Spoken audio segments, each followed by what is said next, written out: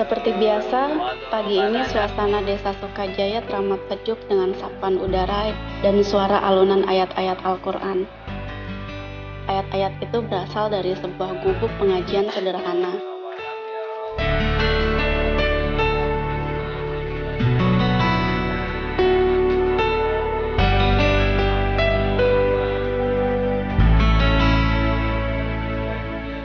Itu Bapak Sabni bersama murid-muridnya.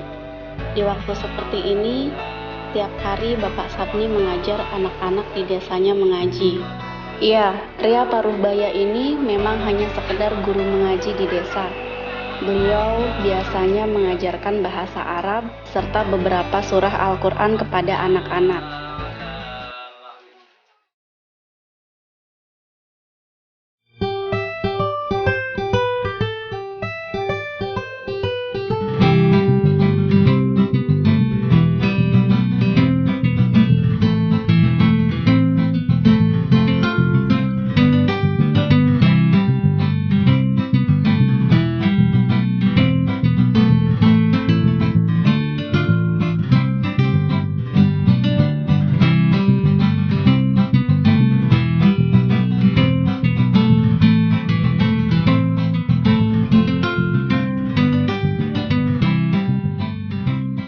Sebelum ngajar ngaji, jadi Bapak itu ya tadinya jadi pengangguran aja gitu di Jakarta. Jadi ya maklum lah, namanya masih muda gitu, jadi ke Jakarta merantau, jadi acak-acakan lah gitu, ikut-ikutan sama kebawa temen ya di Jakarta. Akhirnya jadi ikut-ikut sama preman juga gitu, jadi kebawa arus dari Jakarta gitu.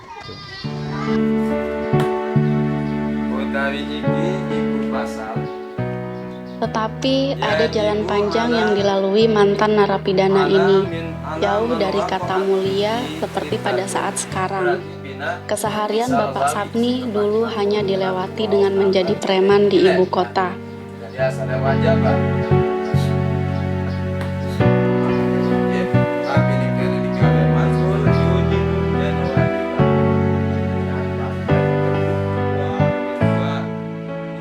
Hari ini beberapa kitab agama adalah lembaran perjalanan yang diajarkan kepada anak-anak pondok milik Pak Sabni. Anak-anak pondok sudah terbiasa dengan suasana ini. Mereka setiap hari menuntut ilmu dan tidur di tempat yang amat sederhana. Mereka seakan tak peduli dengan udara yang menembus dinding gubuk. Bahkan pada waktu hujan, biasanya air hujan juga masuk menemani mereka menuntut ilmu.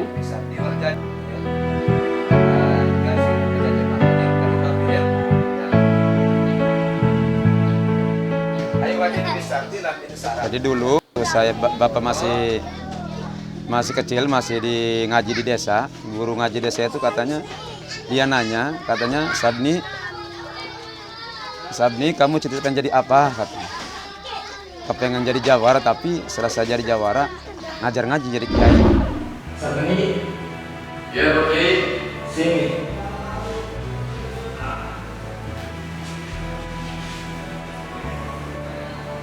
Setelah dari pesantren, nanti kamu mau jadi apa? Saya mau jadi jawara Pak Kiai.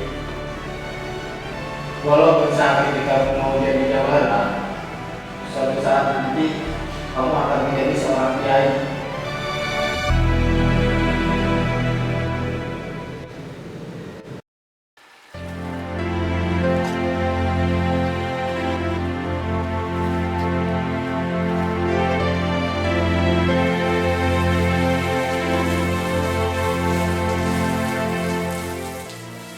Setiap harinya adalah hari-hari untuk tetap di jalan Allah Subhanahu wa Ta'ala.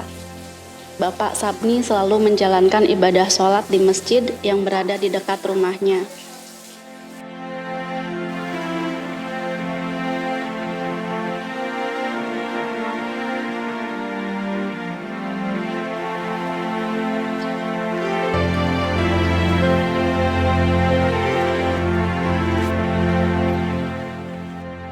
Setuntasnya ia menjalankan kewajiban sebagai umat muslim, Pak Sabni selalu mengajak anak-anak didiknya yang remaja untuk membantunya membersihkan masjid.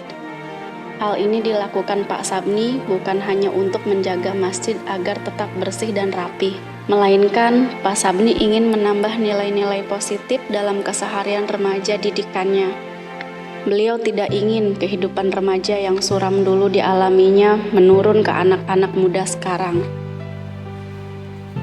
Karena kita tuh udah ada ucapan dari kecilnya, mungkin terasa tertagih lah gitu di perasaan Bapak itu. Akhirnya selesai ngaji, kita ke Jakarta ikut-ikutan jadi preman gitu, karena udah itu rasanya pengen jadi preman aja gitu hatinya, ke Jakarta. Pas itu waktu tahun 2000 kena kasus di Jakarta di Penjaringan. Pas itu kena kasus perampokan, pas itu tertangkap. Jadi Bapak itu udah janji kalau Bapak sudah tertangkap, Bapak mau insaf. Pas itu ketangkap di Salemba, jadi kena di Penjaringan, dioper ke Priuk, dioper ke Salemba, di rutan Salemba. Pas rutan Salemba dioper ke Tangerang, penjara ini tingkat dewasa. Pas itu keluar, Bapak udah janji insaf gitu ya. Ya sedikit-sedikit, jadi kita merubah diri gitu. Pria yang dulu dikenal sebagai jawara di Jakarta maupun di desanya ini seringkali diberi kepercayaan untuk menjaga empang-empang di desanya.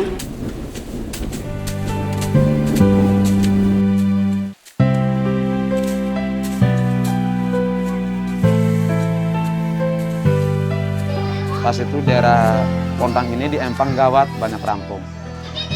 Pas itu diminta sama orang Empang, suruh ngamanin Empang. Cuman nggak dikasih upah, hanya upahnya orang Empang udah dapat masang bubur, dapat udang, dijual sama Bapak gitu.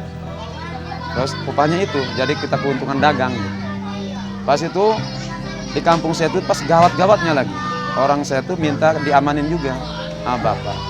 Pas itu Bapak beli rumah di sini. Akhirnya rumahnya dibeli sama Cina untuk bikin walet.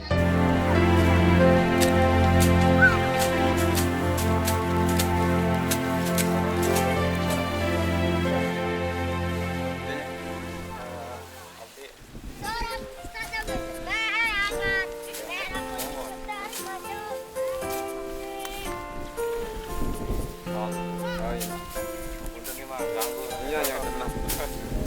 Iya, ampun.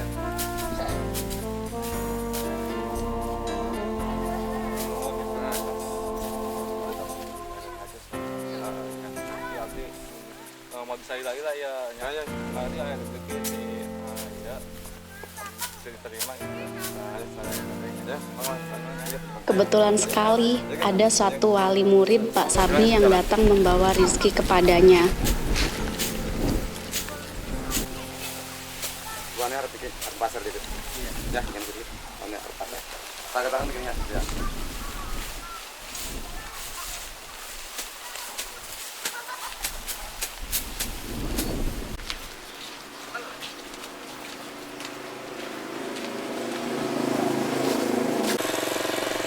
Kali ini Pak Sabni ingin sekali menambah wawasan baru tentang agama kepada anak-anak didiknya.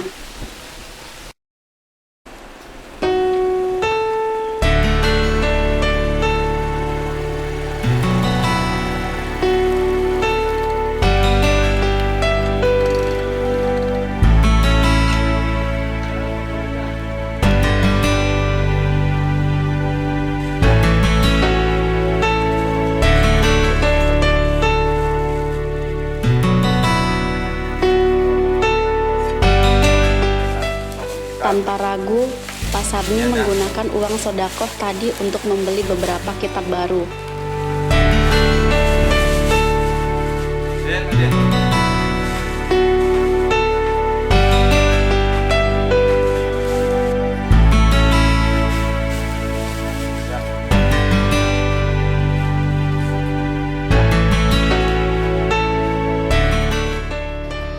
Pas itu orang-orang kampung sini karena tahu Bapak itu dulunya pesantren, jadi orang sini naruh anaknya untuk diajarin Bapak gitu, untuk ngaji gitu.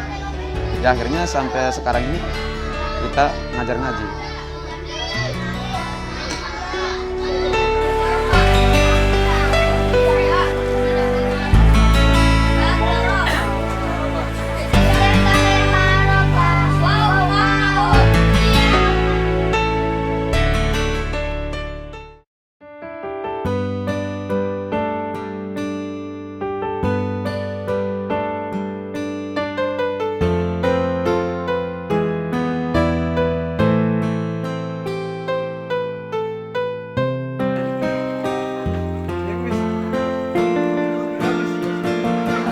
Malam ini gubuk Pak Sabni kedatangan banyak orang.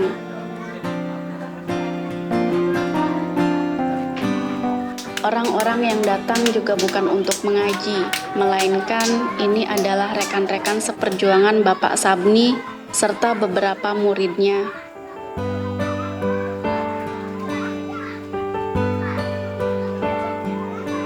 Ya, malam ini adalah jadwal Bapak Sabni bersama kawan-kawan seperguruan silatnya berlatih.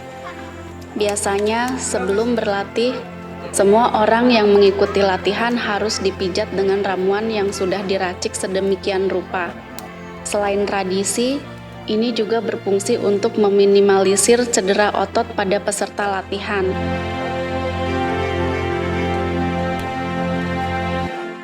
Melalui latihan ini, setidaknya hasrat Pak Sabni yang sejatinya jawara bisa dituangkan ke dalam hal yang lebih positif, serta mengajarkan kepada anak didiknya apa arti jawara sebenarnya.